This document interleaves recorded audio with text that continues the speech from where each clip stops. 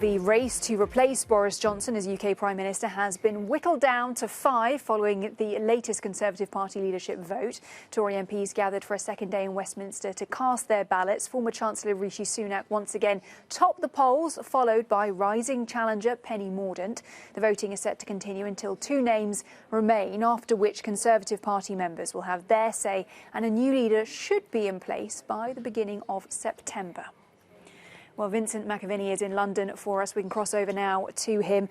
Vinny, another elimination. Suella Braverman is out. Are we starting to really get a clearer sense now of who actually concretely has a shot at this?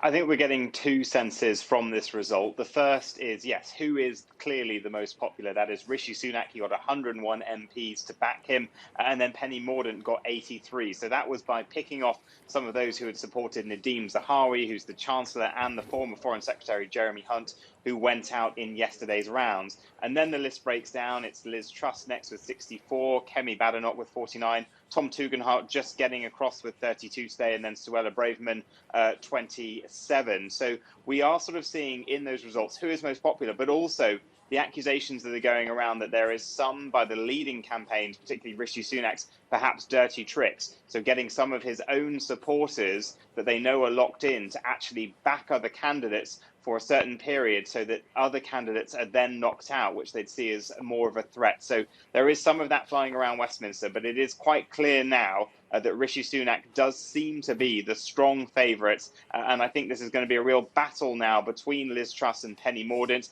I think Liz Truss is going to try and get as much of Suella Braverman, who's been knocked out, as support. That came very much from the right of the party, the strongest Brexiteer element of the party. And that's something that Liz Truss is really trying to hone in on. We saw that with the support coming from the likes of Jacob Rees-Mogg and Nadine Dorries for her earlier this week. And I think she's going to try to soak that support up now. All right, so the battle then is on. What happens next, Vinny?